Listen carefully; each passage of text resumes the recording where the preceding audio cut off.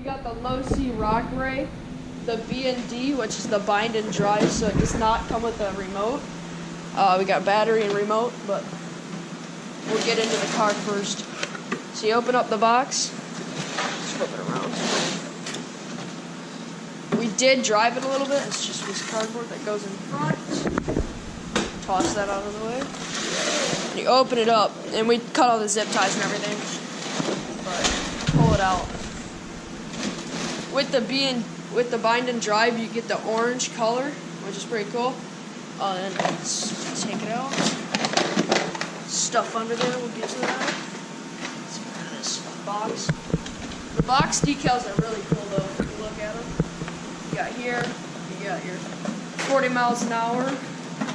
You get the actual car without all the plastics. And got all your information. Alright, now let's take a look at the car. So for the car, right off the bat, you can see it's got the matching orange rims. Those are pretty cool. You got your scale drivers in there. You can kind of see them. And what I think is really cool, which might help with your cooling, but for your ESC, right here's your ESC fan. I don't know if you can see it. It's like right there. You can kind of see it, but so in the back, you got your locked diff. It's actually really small on when you push down and cuts out the body, so even when you're bottoming out, you can't crack your body. Tires, we'll go back to tires. They're super, just like, you can just tell they're high quality. They just got good foam, good rebound. They do have holes in them, so if you're going to take this mudding, you might want to get a different pair. So that's cool. They are Maxxis. They're the crawler, or the creepy crawlers, I should say. So that's pretty cool.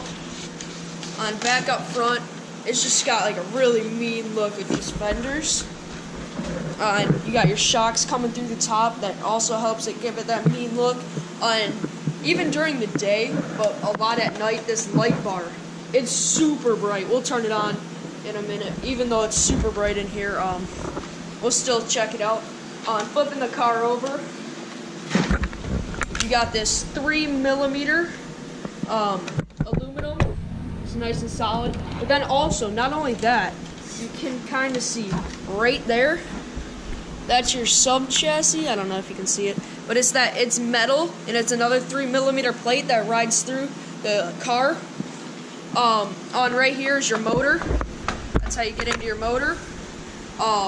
I did take this screw out, which takes out, find it, this little piece, which is almost like a spacer for your battery. It just sits like this because I got this 30 cell 5,000 milliamp with a 3 cell.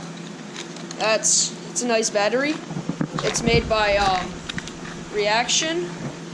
As you can see here, it's got a nice plastic case on it, and it's got this, which you take that, and because I only have Traxxas battery, so I got a Traxxas charger, so I take this adapter, and I plug it into my Traxxas charger, like that, and I take the battery, which is over here, and I plug the battery in here, and I plug this end into here, and that's how I charge it. That's pretty much how it works. But the reason I didn't use my Traxxas 3-cell 5,000 milliamp is because when you open the door up, which is a pretty kind of janky mechanism, like if you can see here, the door kind of wiggles and wobbles if you're not careful, but it locks with this little slide here, so it's honestly pretty easy. But when you put the battery in, you gotta push down the whole rear axle here. When you try and put the Traxxas battery in, you can try and get it even farther, but as you can see, it's just not happening right there. But if I grab the other battery out of the charger, hang on a second. Go ahead and grab this other battery, stick it in. It's a lot fatter, so it's a lot shorter. As you can see, fits right in, and you can close the door on this guy. It's a little finicky here. There we go. And now you close that on. This guy will plug right into the car, like so. So now it's plugged in. This guy doesn't do anything. So now you're gonna flip it back over. And now for the light bar, I don't know if you're ready for this, but this thing's pretty crazy. Turn it on. It's not that bright in here, but if you go anywhere else, the thing's pretty bright. And for it doesn't come with the radio, so I have this DX2E. It was $92 at the local hobby shop, but if you open it, the radio is super nice. For $100, it's pretty nice. And it did come with another receiver, so I had to bind it with this. And it's just got manuals in there, and I got my receipt. And it's also comes with a bind plug. So what that is I'll insert a picture right now.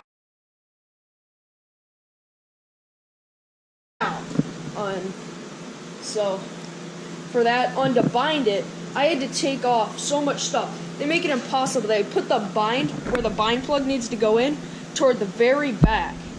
Toward the very back of this. You can kind of see it in there, but if you flip it around to you can see all the wires in there. Well, we might take it apart later and show you, but so what I had to do is I had to take these 4 screws off, and it takes 4 screws, and there's 2 washers to each screw, which kind of sucks because there's like 16 different screws all around here, and so that makes 32 washers, and it's not quite fun. But so to bind that, I had to take that off, plus I had to take these 2 screws off on the ends to get to my receiver thing. And I had to pull this fan out, put the bind plug in, and yeah, that happened. And for these shocks though, I don't know if you can see them in there, but they are coilover shocks, as you can see, but they do have like the little adjuster dial right there, so you can kind of see that guy. But then if you come down here, that orange right there, that orange piece, that's like a limiter. So when you go all the way down here, when you push it all the way down, it can't quite bottom out because that orange piece helps hold it up. Onto the front, it's got the same kind of setup. To get that longer shock but still get that aggressive look, they had it come through the hood, so that looks kind of cool. The roof and just all the decals are beautiful. As you can see, they're kind of like tattered almost. See all these little scratches? No, that's not from me destroying the car already, but see, you got all that on. What else? You got these look-like fans almost. They don't actually do anything, but that's kind of cool. But yeah, other than that, it's been a fun car. The drive shafts and all this, like all these, your A-arms are completely solid, and so that it really helps when you're like trying to get over those obstacles and do the rock crawling aspect of it. And so yeah, it's a fun car. It's fast. It's a lot faster than it should be, I think. It's got like the look-alike brakes in here, the brake rotors and discs. I don't know if you can see them in there. You can kind of see the rotor right there. Yeah, the tires are nice. And they're backwards compatible, so you can take them off and flip them around. Like if you want to swap your tires around, if you got one that's not a little wobbly, so it wears out faster than all the other ones. So yeah, and you got your scale drivers. You got your 2 scale drivers in here. They do have full decals. That's how they came, with the helmet shield and the 5-point harnesses and stuff, but nothing else. No like actual looks to them. But it's cool. All right, now for a size comparison. This is the losi rock right, and you got the Traxxas UDR. It's the tires. The tires are huge. You got about maybe a ½ inch, quarter-inch taller tires. The wheel or like your axle length is a little bit shorter. As you can see, like right here is the middle of the tire on this thing, and it's just up here on the UDR. But the UDR has a much bigger chassis, as you can see. It comes back about 4 inches, 5 inches behind the wheelbase, where this one just cuts right off at the wheelbase. And it also has a lot more length at the front. At the length, your wheelbase ends right here, and you have another 4 inches. For this one, you only have a couple inches. So the UDR is it's not a lot bigger. It's got about the same size wheelbase. And for width, go put them in front of each other. You can see, got this one lined up. This one's just a hair shorter, maybe an inch, maybe a half inch. But so the wheelbases are about the same size, just the UDR is a lot heavier than this guy. Now we got the 2-wheel drive slash to compare it to. Just get some different perspectives. Oh my god. You can see the wheelbase ends right here. So it's got about 3 inches on this thing, and you can just see how much taller it is and just how high it stands. And now we got a lifted TRX4 Bronco, which has about the same wheelbase as the slashes. You can see it's about 3 inches longer, but with the lifted Bronco, it's about the same height if you come down low. You can kind of see it. We don't have the body on it right now, but it's got about the same clearance if you look. Maybe a little bit less, because this is the lifted Bronco, so, and he's got bigger tires on it and everything, so that's fun. But so yeah, but now for electronics in here, we have the SRS 6000 receiver made by Spectrum. You have a 2800 kV motor.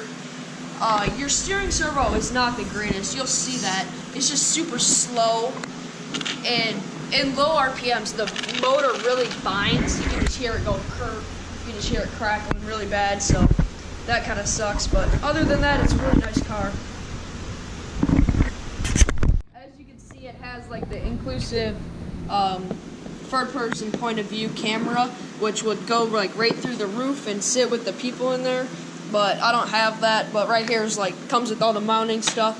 But then also, you know, all the little nuts that go on the body, and it comes with a lot of extra screws for that, just because they know you're gonna lose them. They're just a pain. And it also comes with the manual, and it also comes with the bind plug. So, all right, that's it. We'll see you next video.